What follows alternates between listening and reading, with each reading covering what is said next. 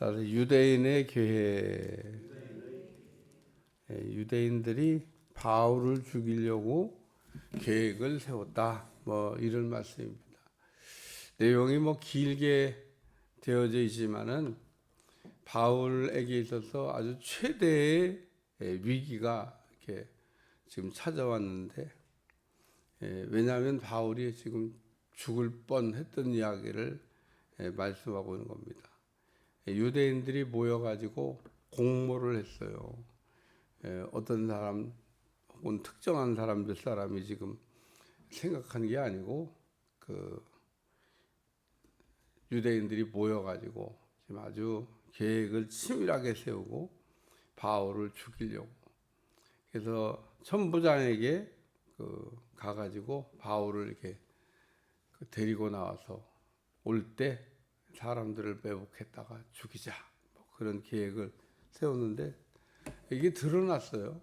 바울의 생질이 알고 바울에게 알렸고, 바울은 또 천부장에게 그 소식을 알고, 천부장은 바울을 지금 벨리스 총독에게 보내야 되겠다 생각해가지고 지금 보내는 내용에 관한 말씀입니다.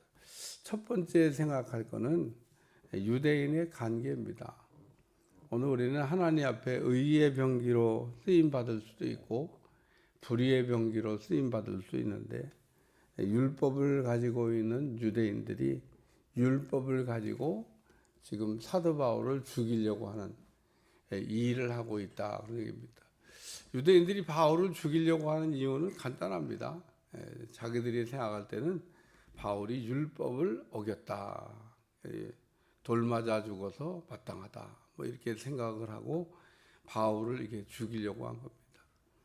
바울을 죽이려고 하는데 여기 40여 명의 사람들이 바울을 죽이기 전에는 아무것도 먹지 않기로 굳게 맹세하였으니, 저는 늘 여기 읽을 때마다 궁금해요. 이 사람들 굶어 죽었을까? 어떻게 됐을까? 그런 생각이 듭니다. 왜냐하면 죽이기 전에는 아무것도 안 먹겠다고 그랬는데 바울을 못 죽였잖아요. 바울이 살아서 로마까지 갔습니다. 그러니까 이 사람들은 죽이기 전에는 아무것도 안 먹겠다 그리고 결심을 맹세했는데, 맹세까지 했어요. 이 사람들은 바울 못 죽였으니까 죽이기 전에는 아무것도 안 먹겠다. 그러니까 죽었어야 되는데 바울은 안 죽고 살아서 로마로 갔으니까 어떻게 됐을까 궁금해요. 하여튼 바울을 아주 뭐 죽이겠다고 굳은 결심을 했다, 뭐 이런 얘기죠. 그래서 오늘 우리가 마귀에게 붙잡히게 되면 어떻게 되냐? 마귀한테 붙잡히면 죽이는 일로, 하나님에게 우리가 붙잡히게 되면 살리는 일로, 우리가 아주 아주 명쾌합니다. 우리는 가끔가 인생을 살다 보면 막 죽이자고 하는 쪽에 이렇게 편을 드는 사람이 있어요. 거의 대부분 뭐 분별할 것도 없습니다. 뭐 마귀의 계획에 속아가지고, 가룟 유다도 예수님을 죽이는 일에 그 편에 이게 섰잖아요. 뭐 그뿐 아닙니다. 성경에 보면 죽이자고 덤비는 사람들 보면 거의 다 마귀 편에 속은 게 아닌가. 요한복음 8장에도 보면 현장에서 간음한 여자를 유대인들이 끌고 와서 율법에 의하면 돌로 쳐서 죽이라고 되어 있는데, 율법을 모르는 것도 아니에요. 율법에 돌로 쳐서 죽이라고 되어 있는데 예수님께 끌고 올 이유도 없습니다. 그냥 율법으로 죽이면 되는데 뭐 끌고 와가지고 뭐 어떡할까요? 뭐 물어봐요. 이렇게 우리가 유대인들의 관계처럼 마귀에게 속으면, 마귀는 이렇게 때로는 법을 이용해서, 율법을 이용해서 지금 바울을 죽이려고 하고 있잖아요. 이렇게 속는 사람들은 생각할 때 합법적이라고 생각을 합니다. 왜? 법을 어겼으니까 뭐 죽어 마땅하다. 진짜 바울이 율법을 어겼나? 안 어겼어요. 바울은 여기 나오는 유대인들보다 더 철저한 바리새인입니다. 율법의 의로는 흠이 없고, 바울은 철저하게 율법주의자였는데 은혜 받고 변한 거지, 그렇다고 뭐 니골라처럼 또 무율법주의자도 아닙니다. 그러니까 바울은 이방인의 사도가 되어 가지고 그 이방인의 복음을 전하는 일로 지금 하나님이 쓰고 계신 거지. 바울은 죽을 죄가 없다 그런 얘기입니다. 죽이려고 하는 사람들은 바울이 죽을 죄가 있다 뭐 그렇게 생각을 했겠죠.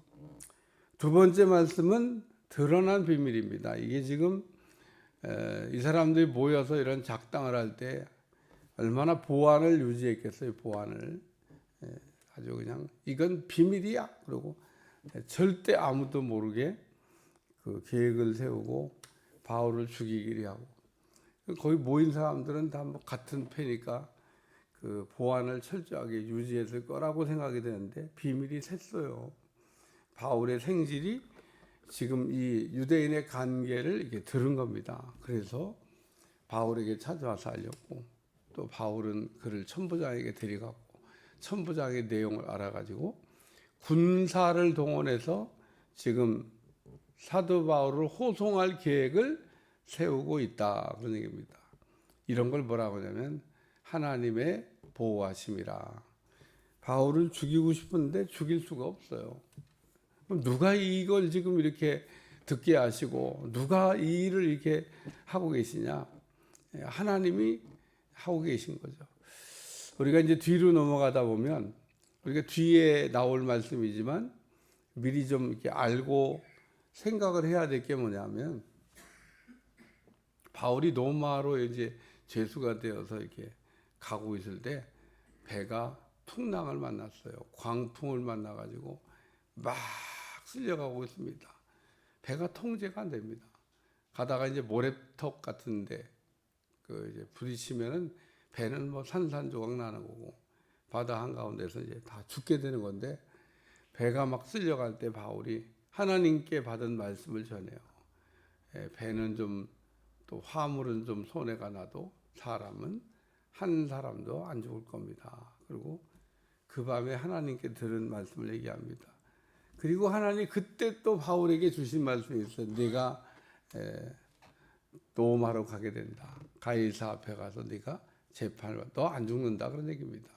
그래서 하나님이 그 바다 한가운데서 어려움을 만났을 때 죽지 않는다고 하는 이야기를 아주 선명하게 들려주신 거로 봐서 우리가 이제 뒤에 가다 보면 나옵니다.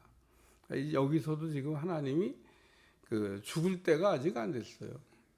하나님이 이렇게 바울의 생지를 통해서 듣게 하시고 또 유대인들은 죽이려고 그러는데 로마 군인을 통해서 지금 바울을 지켜줬다 그런 얘기입니다. 세 번째 생각할 말씀은 이 지금 천부장이 벨리스 총독에게 보내면서 초등 수사를 한 내용.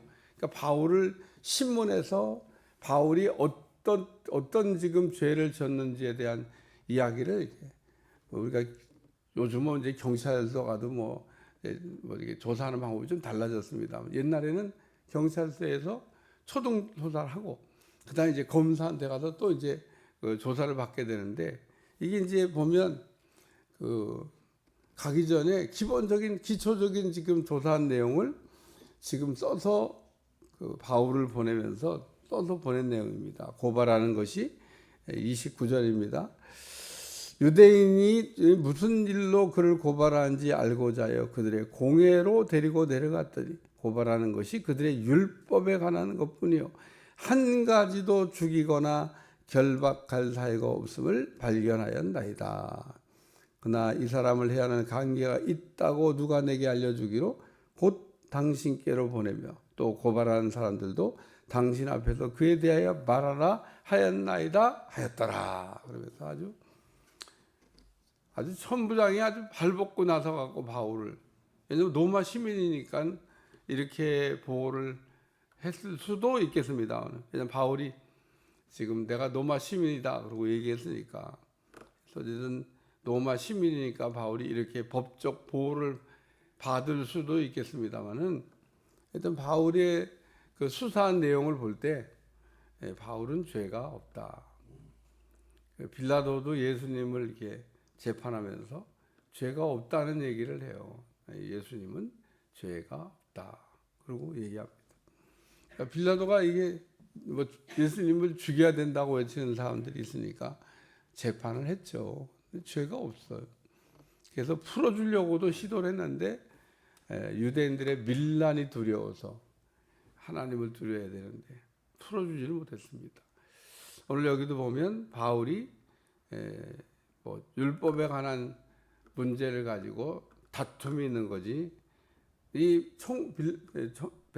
천부장인 생각할 때는 바울은 뭐 별다른 죄가 없어 보인다. 그리고 지금